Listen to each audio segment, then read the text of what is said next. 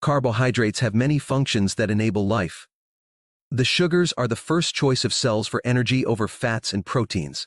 Starches and polysaccharides can be catabolized into the monosaccharide simple sugar glucose. Glucose can be easily cycled into ATP for direct energy. Glucose powers neurons in the brain. Glucose and other sugars play roles in reproduction. Sugar is found in semen, where it is used by gametes as energy to power their way to fertilize the egg. Glucose can be polymerized into glycogen for short-term energy storage. Besides energy, carbohydrates have functions in the immune system, blood clotting, and growth. In plants, carbohydrates store energy as starches and build rigid cell walls as cellulose. Insects and crustaceans use carbohydrates to build the chitin in their exoskeletons and shells.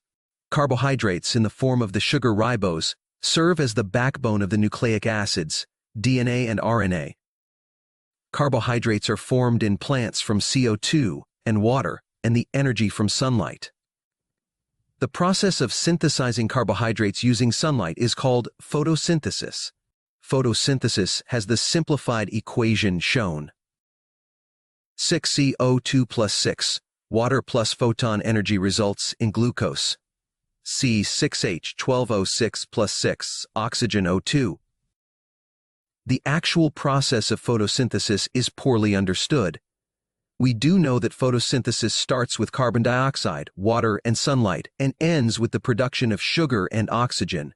The simple sugar, glucose, produced by photosynthesis can be stored as starch for energy, or converted into cellulose and other complex sugars for growth and reproductive operations. All plants, algae, and some phototrophic bacteria use photosynthesis for energy and growth. The oxygen produced is released into the atmosphere, and all higher forms of life are dependent on this oxygen release for their own respiratory processes. Although the carbohydrates were produced by the plants for their own use, these carbohydrates will eventually end up in the food chain to be used by all other forms of life, chemoautotrophs excepted. Chemoautotrophs make their own sugar and vital nutrients from inorganic chemicals, water, and carbon dioxide, and from inorganic chemical energy rather than sunlight energy. Regardless of how an organism gets its carbohydrates, these carbohydrates serve the main functions of energy storage and building more complex molecules such as proteins, lipids, and nucleic acids. Carbohydrates can also form structures.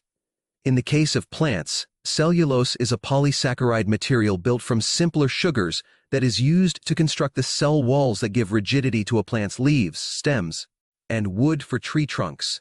In the case of animals, chitin is a polysaccharide material that is used to build the exoskeletons of crustaceans and insects. For immediate energy use, glucose is used to convert ADP adenosine diphosphate into ATP adenosine triphosphate. The loss of one phosphate from ATP powers most cell functions. The reaction ATP into ADP releases 30.5 kilojoules per mole. The figure shows ATP adenosine triphosphate, the miracle energy storing molecule that powers nearly every basic biochemical function. A carbon atom is assumed at every unlabeled junction. Any of the vital compounds, carbohydrate, fat, or protein, can be catabolized to recharge ADP into ATP via the coenzyme acetyl-CoA, fed into the citric acid cycle or the Krebs cycle. Carbohydrates are the easiest to catabolize, so cells use carbohydrates before they will tap reserves of fat or protein. The process of breaking down the monosaccharide glucose into pyruvate is called glycolysis. The next step from pyruvate for an aerobic respiration process is to convert the pyruvate to coenzyme acetyl-CoA that can be used in the citric acid cycle. The next step from pyruvate for an anaerobic process is a fermentation process from pyruvate straight to the NAD plus NADH cycle to produce ATP directly. NAD plus is the oxidized coenzyme nicotinamide adenine dinucleotide, NAD. NAD plus is able to accept 2 electrons from a hydride ion H negative to form NADH. NAD plus is 2 nucleotides, nicotinamide and adenine, bonded together by a pyrophosphate dinucleotide linkage between their respective phosphate groups.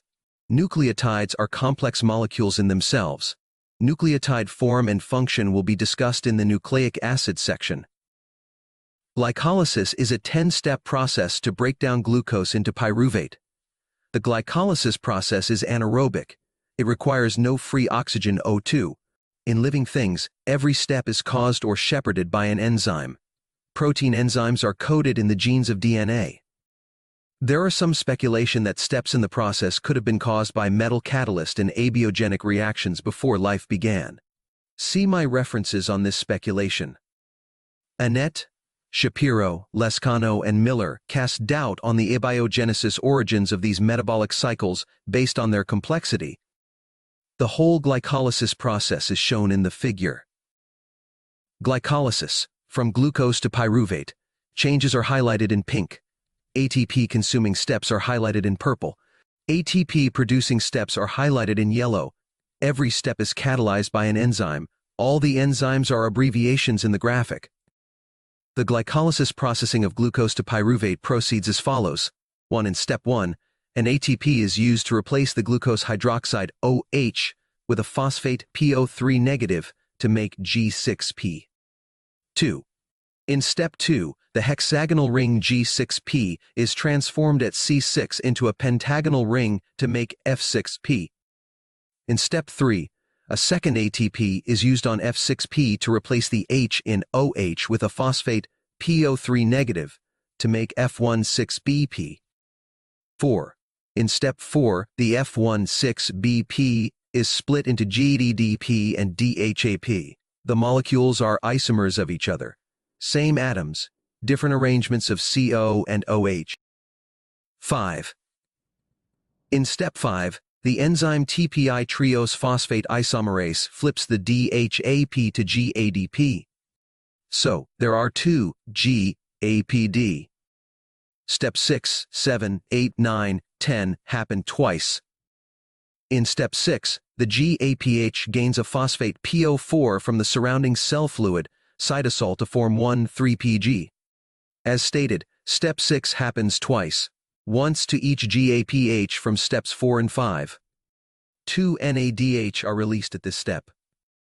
In step 7, 1 ATP is released when the phosphate from 1,3-PG joins an ADP, leaving a 3-PG molecule.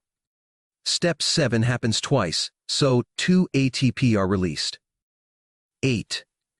In step 8, the phosphate group and hydroxide group switch places, changing 1,3-PG into a 2-PG molecule. Step 8 happens twice. 9. In step 9, the hydroxide group splits from 2-PG, leaving a PEP molecule. Step 9 happens twice.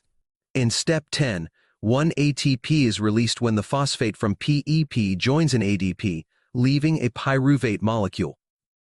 Step 10 happens twice, so 2 ATP are released and 2 pyruvates are formed. Note: a glucose molecule, C6H12O6, has 4 more hydrogens than 2 pyruvate molecules, C3H4O3. So, where did the hydrogen go? The answer is 2 hydrogens were absorbed into the 2 NAD+ to form the 2 NADH. The NADH also gained 2 electrons and so was reduced. The other 2 hydrogens were ionized as H+ ions that were freed into the substrate cytoplasm. Pyruvate is the conjugate base of pyruvic acid. The pyruvic acid molecule is shown in the figure. In the glycolysis process, 1 ATP is used at step 1, 1 ATP is used at step 3, 2 NAD+ are reduced to NADH at step 5, 2 ATP are released at step 7, and 2 ATP are released at step 10. So, a net 2 NADH and 2 ATP are gained through the glycolysis for every glucose molecule split into 2 pyruvate molecules. The phosphorylation of ADP into ATP at step 7 is called substrate-level phosphorylation. Substrate-level phosphorylation is anaerobic. It has no direct need for oxygen as is required for oxidative phosphorylation. We will see oxidative phosphorylation in the citric acid cycle that is coupled to the electron transport chain when we discuss aerobic respiration. A figure detailing glycolysis step 7 showing the substrate-level phosphorylation of ADP to ATP from the conversion of 1,3-PG into 3-PG catalyzed by the PGK phosphoglycerate kinase enzyme. The phosphorylation of ADP into ATP at step 10 is also anaerobic substrate-level phosphorylation, as shown in the next figure. Glycolysis step 10 shows the substrate-level phosphorylation of ADP to ATP from the conversion of PEP into pyruvate catalyzed by the PK pyruvate kinase enzyme. The ATP generated in glycolysis can be used to power processes in the cell, from neurons firing and muscles contracting to the assembly of new DNA or proteins. During any cell process requiring ATP energy, the ATP gives up its third phosphate group and energy to become an ADP by water hydrolysis. The water molecule splits the third phosphate group from the ATP and converts it to ADP. The energy released is useful to all cell processes. The ATP to ADP cycle is shown in the figure. ATP can release its stored energy to any cell function that needs it by splitting off the third phosphate group in a hydrolysis reaction by adding a water H2O to the ATP molecule. The glycolysis happens in every organism, be it prokaryote or eukaryote. In a few prokaryotes, step 5 is interrupted for lack of the TBI enzyme. All the steps are the result of actions of specific enzymes. Protein enzymes are coded in genes. Since glycolysis happens in every organism, the glycolysis process must be as ancient as the idea of cells on Earth. The gene code for all these glycolysis enzymes must be just as old. Any gene mutation that compromises any one of these glycolysis enzymes is seriously detrimental or deadly to the organism. It is hard to believe that. Glycolysis could be abiogenic in origin. Glycolysis cannot take place without pre-designed protein enzymes. None of the steps are miraculous in themselves. It might be possible for some of the reactions to occur naturally. It is the number of steps that make glycolysis miraculous, a collection of 10 steps that must be pulled off perfectly to complete the process. The 10-step glycolysis process seems to have popped into existence from nothing. The lack of incomplete glycolysis or partial glycolysis in any living organism suggests all the steps were in place from the earliest life. This lack of incomplete forms suggests a miracle from God rather than an evolutionary process. Evolutionists need to discover an incomplete form of glycolysis in a functioning organism to prove glycolysis evolved rather than being created. That request is a tall order. Science hits a limit of what it can learn about biochemistry from fossils in 4-billion-year-old rocks, where it is thought that glycolysis and life was just getting started. Once pyruvate is formed, the organism can take one of two paths to create more ATP, 1 anaerobic fermentation or 2, the aerobic citric acid cycle. In anaerobic fermentation of lactic acid, the pyruvate molecule is reacted with the spare NADH created in glycolysis. The fermentation reaction equation for pyruvate into lactic acid is as follows. C3H3O3 pyruvate plus NADH plus H plus reacts into C3H6O3 lactic acid plus NAD plus energy. The NADH oxidizes anaerobically into NAD plus. The NAD plus can go back into the glycolysis cycle to produce more ATP within the glycolysis process. There is no ATP formation in lactic acid formation from pyruvate. In its conversion to lactic acid, the pyruvate accepts 2 H plus and 2 electrons from NADH plus H plus. The result is lactic acid and an NAD plus. The whole purpose of lactic acid fermentation is to oxidize NADH into NAD plus, so that the NAD plus can go back into the glycolysis process. This anaerobic fermentation of pyruvate into lactic acid takes place in anaerobic bacteria, anaerobic eukaryotic yeast, and also within the muscle cells of animals. In muscle cells, lactic acid fermentation takes place when reserves of ATP provided by aerobic respiration run low. Your blood circulation clears out this lactic acid waste fairly quickly during exercise. Contrary to popular belief, lactic acid buildup is not what makes your muscles sore after exercise. The soreness is possibly caused by little tears in the muscle fibers that may take a day or two of rest to repair. Anaerobic yeast can also ferment pyruvate from sugar glycolysis into ethyl alcohol. Again, we start glycolysis with glucose C6H12O6, taken 2 NAD+, 2 ADP, and 2 phosphates PI, and end up producing 2 pyruvates, a net 2 ATP and 2 NADH, all shown in the figure. From the 2 pyruvic acid molecules, enzymic catalyzation results in 2 acetaldehyde and 2 waste CO2 molecules. This waste CO2 are the bubbles in champagne and beer. The 2 acetaldehydes react with the 2 NADH to oxidize the 2 NADH back into 2 NAD+, which return to the glycolysis process. The end result is the 2 acetaldehydes are converted into 2 ethanol molecules. So, starting with pyruvate, a eukaryote yeast or fermenting prokaryote, will oxidize NADH back to NAD+ for the next glycolysis, while fermenting ethyl alcohol C2H5OH waste. The whole purpose of alcohol fermentation is to oxidize NADH into NAD+, so that the NAD+ can go back into the glycolysis process. In the fermentation of ethanol, the acetaldehyde accepts 2 electrons and a proton H+ from an NADH and a free proton H+ from the substrate cytoplasm. The acetaldehyde to ethanol reaction as follows: C2H4O acetaldehyde plus NADH plus H+ reacts to produce C2H6O ethanol plus NAD+ plus energy. The free proton H+ is recovered from the substrate cytoplasm when more NADH is formed in the glycolysis process. So, what happens in most living organisms at the pyruvate end stage of glycolysis if free oxygen is available and aerobic respiration is possible? The short answer is the pyruvate goes through the citric acid cycle, also called the Krebs cycle. Citric acid is the first component of the citric acid cycle.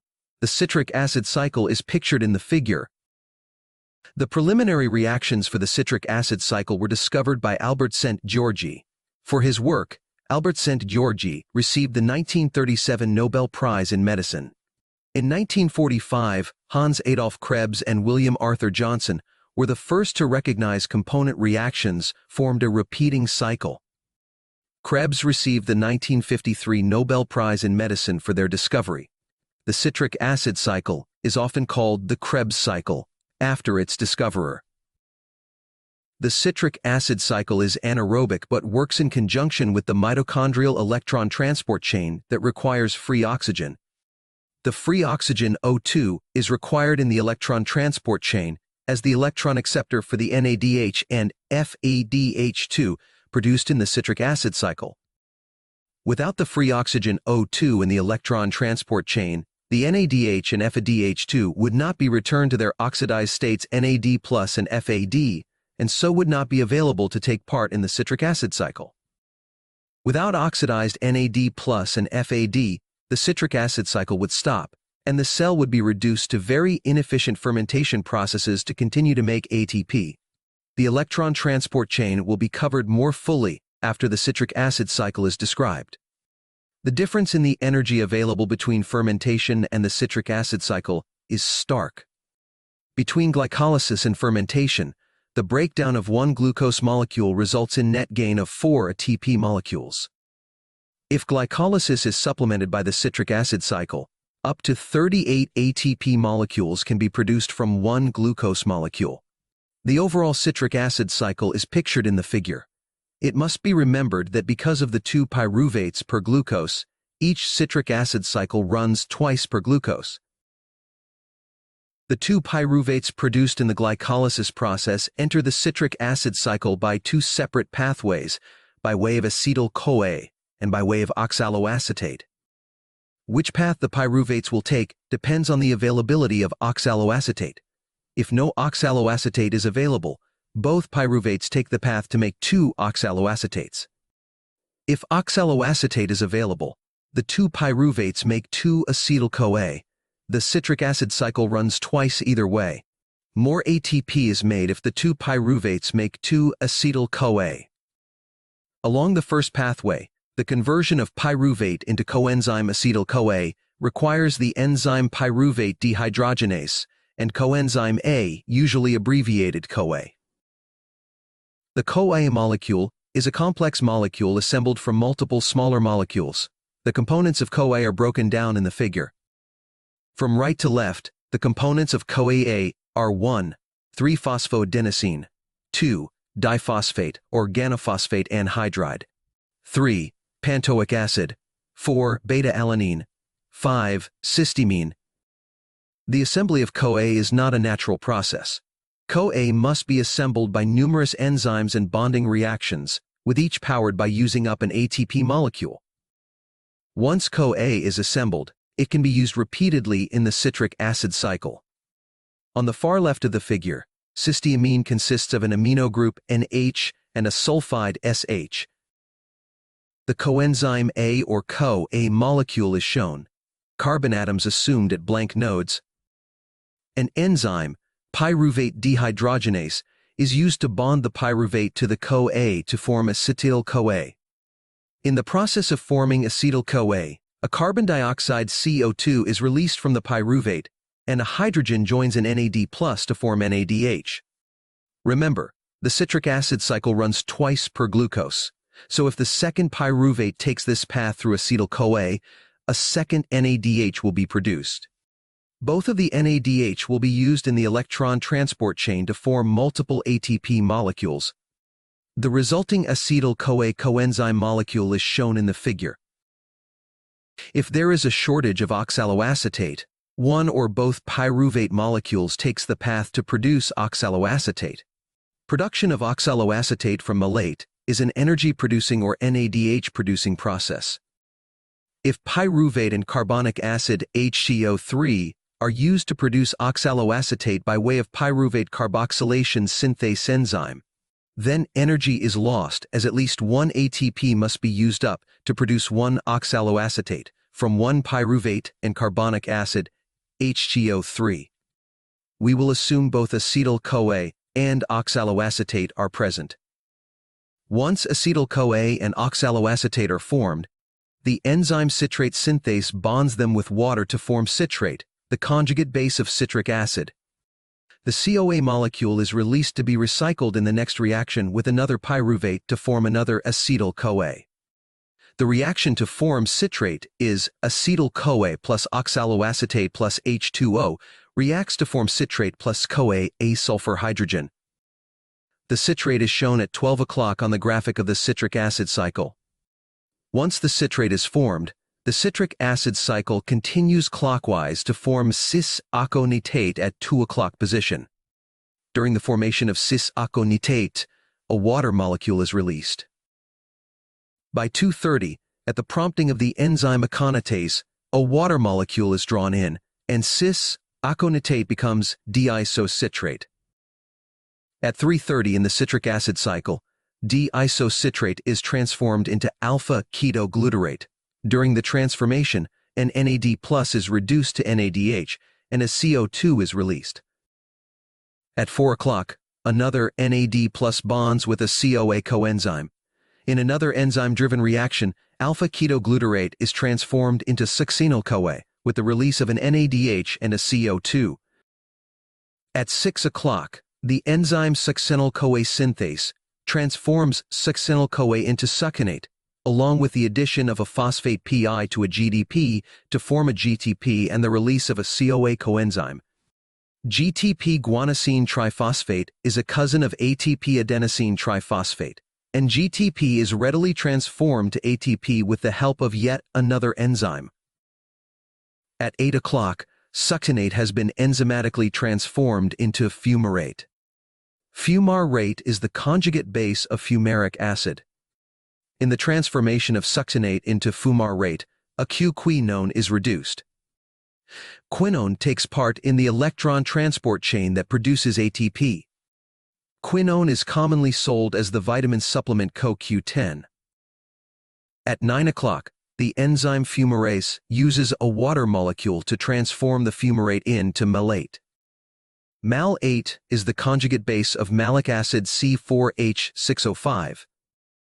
Malate becomes oxaloacetate at 11 o'clock through the malate dehydrogenase enzyme.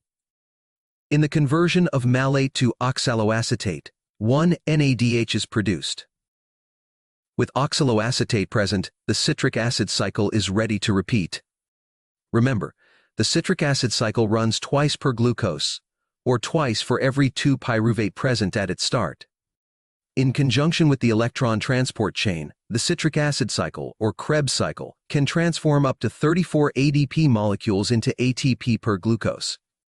If we add the 4 ATP produced by glycolysis, the total for glycolysis plus Krebs is 38 ATP per glucose. This is vastly more energy than the 4 ATP per glucose by glycolysis plus fermentation. The citric acid cycle, or Krebs cycle, is shown in the figure. The citric acid cycle can be performed in oxygen-respiring prokaryote bacteria cytoplasm or within the mitochondria of eukaryote animal cells.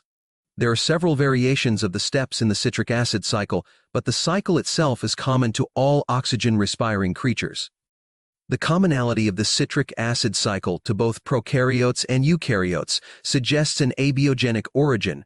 It existed before life began. The complexity of the citric acid cycle argues against its abiogenic origin. Every one of the glycolysis and citric acid cycle reactions are driven by enzymes. Most of these enzymes are complex proteins. Granted, individual reactions can occur in the absence of enzymes. However, the complexity of life suggests a miracle of God, rather than the random chance that the glycolysis or citric acid cycles formed naturally. Whether you attribute it to Benjamin Bailey 1708, Pierre-Simon Laplace 1810, or to Carl Sagan 1977, the quote, "extraordinary claims require extraordinary evidence," cuts both ways. The claim that something as complex as glycolysis or the Krebs cycle is abiogenic, or could have been created through natural evolution, is an extraordinary claim. It requires more evidence than just showing that, under certain circumstances, individual reactions of the citric acid cycle can occur without enzymes, to prove that the citric acid cycle developed naturally. The claim that either glycolysis or the citric acid cycle developed naturally is an extraordinary claim that requires extraordinary evidence to prove it. It would be very interesting to see further research into this topic. The origin of the citric acid cycle is a mystery worth solving. The necessary partner of the citric acid cycle is the electron transport chain.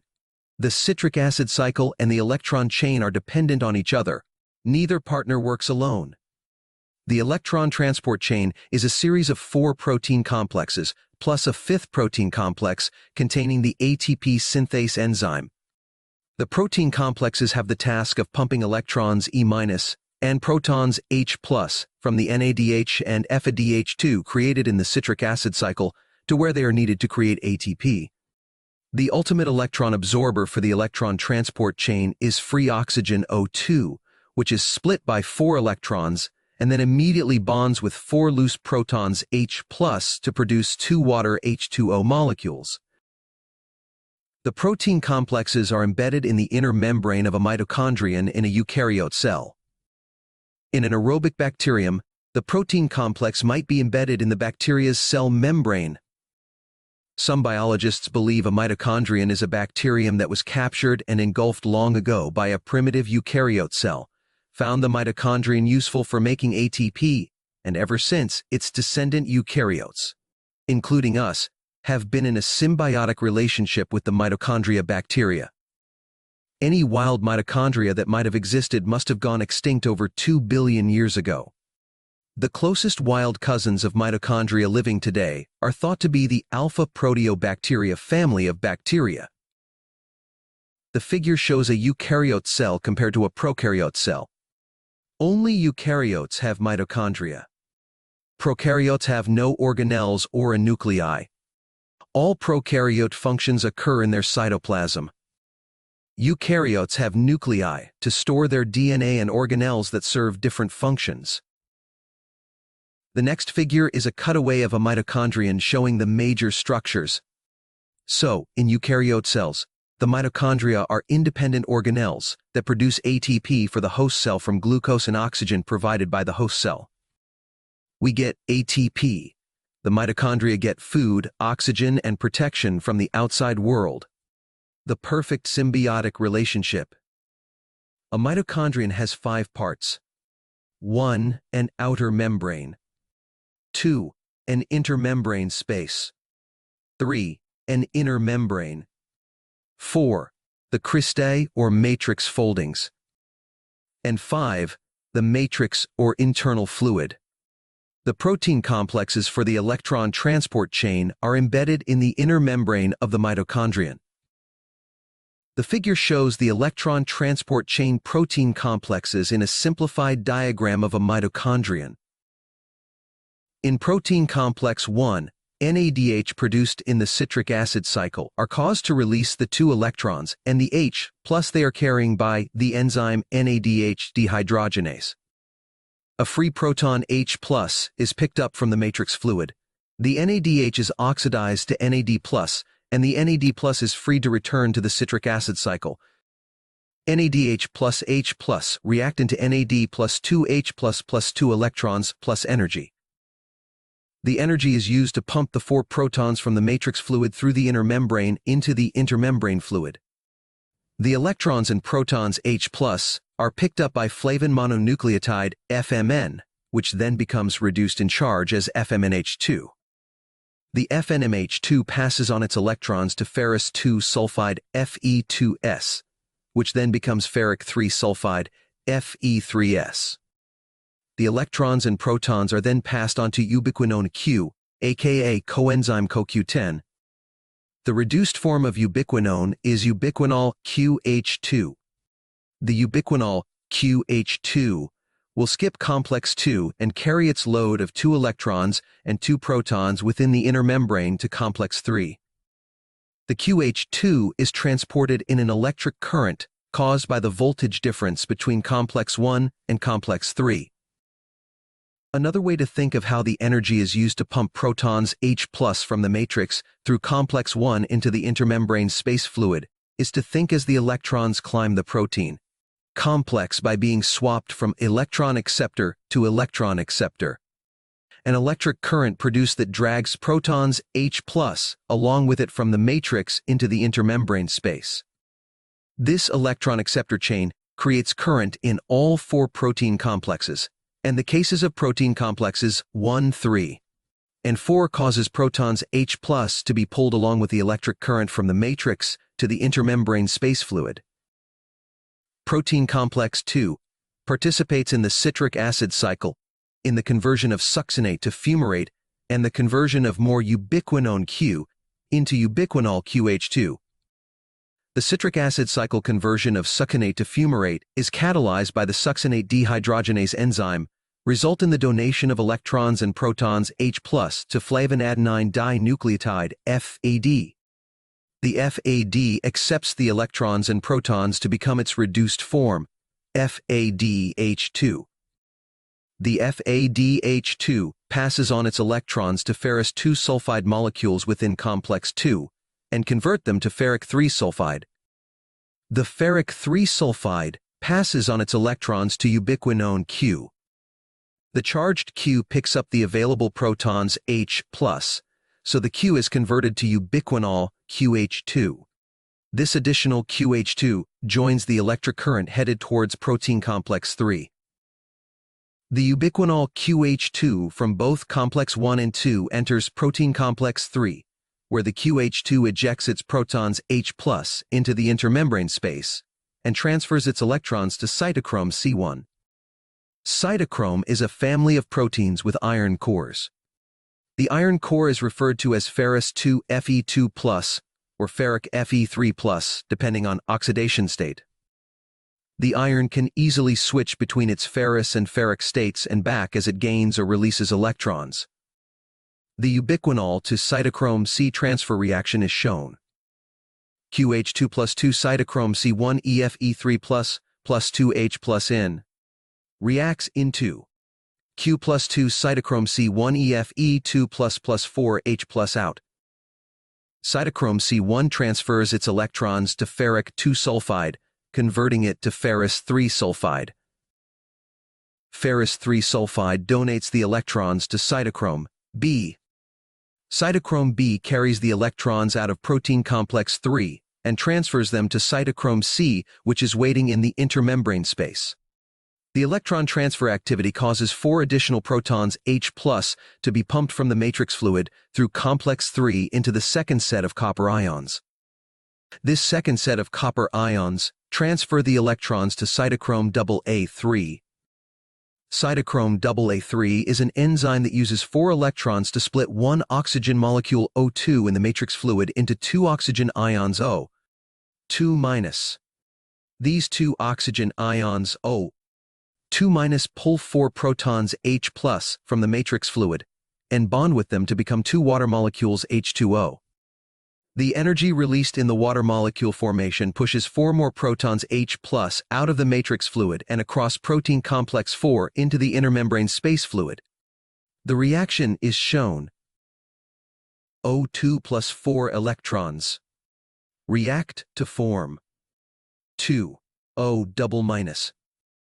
2 O-, plus 4 H+, react into 2 H2O plus energy. After many protons H+ have been forced out of the matrix fluid across protein complexes 1, 3, and 4, and into the intermembrane space fluid, there is a strong pH gradient between the intermembrane space fluid and the matrix fluid. There is high concentration of H+ in the intermembrane space fluid and low concentration of H+ in the matrix fluid. This pH gradient, or concentration gradient, is stored potential energy. The inner membrane of the mitochondria is impermeable to protons H+ and keeps the protons in the intermembrane space fluid until they migrate to an ATP synthase enzyme that forms a pathway back into the matrix fluid. The energy released as the protons H+ pass through the pH gradient in the ATP synthase ion from the intermembrane space fluid into the matrix fluid allows ADP and phosphates in the matrix fluid to bond into ATP molecules. These ATP molecules are then freed by the mitochondrion into the cell cytoplasm so that they may perform any energy-requiring function the host cell needs to conduct. The ATP formation equation is shown. ADP plus phosphate plus energy forms ATP. A graphical representation of the mitochondrion membranes, intermembrane space, matrix, and representations of the protein complexes of the electron transport chain appear in the figure. The figure shows a representation of the mitochondrion membranes, parts and functions, such as the citric acid cycle and the electron transport chain protein complexes. If we do an accounting of where and how many ATP were produced between glycolysis and the citric acid cycle and electron transport chain partners, we might find up to 38 ATP molecules can be produced under theoretical conditions. In real-case scenarios, ATP production is rarely so efficient, and in fact, in many cases, the ATP produced must be used in the citric acid cycle just to transport useful molecules through cytoplasm and across membranes into other locations where they are needed to participate in the citric acid cycle. In my next video, I will continue my discussion of carbohydrates, mitochondria, the electron transport chain, and the ATP synthase protein.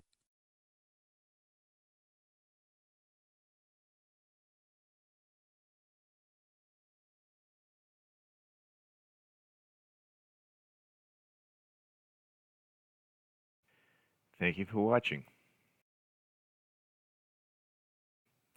If you enjoyed this video and want to help me make similar content, please like and subscribe.